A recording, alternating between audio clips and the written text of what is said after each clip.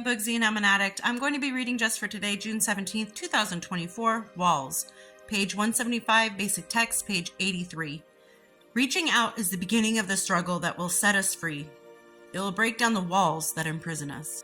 Many of us came to NA emotionally shattered. Years of using people and allowing them to use us had taken their toll on our ability to trust anyone, ourselves included. But the love and acceptance we found in Narcotics Anonymous encouraged us to reach out and get close to others. The longer we stayed clean, the more we began to long for greater intimacy with our loved ones. We began reaching out in deeper, more meaningful ways, even though we might get hurt. Despite our fears of rejection, we decided to risk revealing ourselves, our beliefs, and our needs. We decided to let down our defensive walls. The freedom we found has been worth the risk involved. We know there is still work to do before we will be completely free of the barriers built by years of active addiction. But by reaching out to other addicts and allowing them to reach out to us, despite our human failings, we have come to know that we have a great capacity for love and intimacy. When set free of the restraining walls, our hearts hold great power. Just for today, I will let down my personal walls and reach out to others. I will allow my heart to the freedom to love and be loved. I think that people who are in recovery, sober, even people in active addiction, they don't believe they are worth loving. Because we had this disease, we had this defect that we were actively using drugs or alcohol. And the things that we've done to other people, the people that we loved, the things we have done in order to get the substances that we desired, and the way we pushed people away.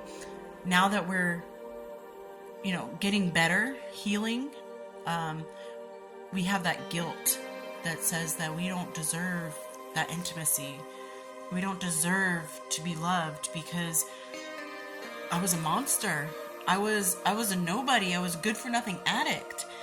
But what people need to realize is that there is a human in that addict. And there's a person in there who I know from my own personal experience is screaming to be let out, to be freed from this cell of a prison of addiction. And when that person comes out of that cell and breaks free and escapes the hell of addiction, they long for acceptance and love and for people to want to be around them, but they don't feel like they deserve it because I made stupid choices. I had things happen to me that I can't undo, and I caused so much heartache and pain to the people that I love the most. So why do I even deserve someone to even give me a second glance? And I think that's when it comes down to finding those who you need to keep in your life and those who you need to either let go or close out of your life. Because there's a difference between people who are still rooting for you to fail and you needing to cut them out. And there's a difference between that and a person that you hurt who can't come to terms with that pain and need to go their separate way. And that's okay. The people who are just like, you know what, you hurt me so much, I cannot ever go back to being your friend. And that's okay. That's something that both parties need to deal with and handle and accept. But for those people who are just using your addiction to guilt you into doing what they want you to do, or they ask you for a favor, no, I can't right now. And it's like, well, remember when you were an addict and you treated me like that? Those people you cut out of your life. And that's when we start to think, maybe they're right. Maybe that I do owe them the world now because of what I did. But that's where amends come in, where you apologize and you offer, like a couple days ago, one of the examples where you break somebody's window and you want to make amends. You call them, you say, hey, I'm so sorry that my anger caused that, my addiction caused that. I would like to apologize for that, and I would like to pay for the window. That's where the amends come in. And once you have done your amends and you mended that specific issue, you can't be held liable for it anymore. Of course, people are going to hurt for what you've done, but they might have flashbacks to it and be like, oh my gosh, that really hurt my feelings or whatever. But when you've apologized and you've done what you can to fix the situation or fix the issue at hand, they can't keep coming back and using that as a guilt trip to make you do things because you know that they know that you feel guilty. But we do deserve love.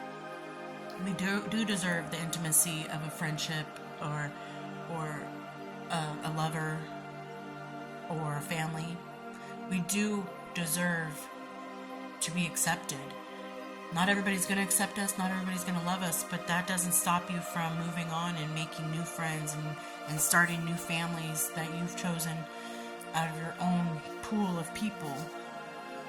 But I think a lot of people in addiction and recovery and sobriety, they worry that I don't deserve this. I can't be loved. Look at me. I was an addict. I'm a nobody, and nobody's going to love me. And that is not true.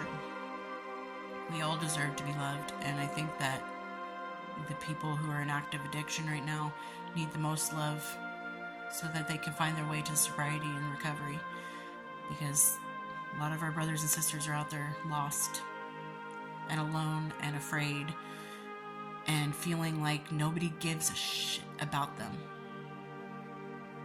I think that if more people had the ability to see their worth, then they would be far better off than where they are right now.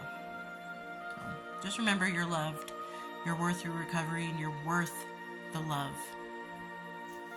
that is given to you. Don't feel guilty about it. And I hope everyone's doing well out there, and I'll talk to you later. Bye.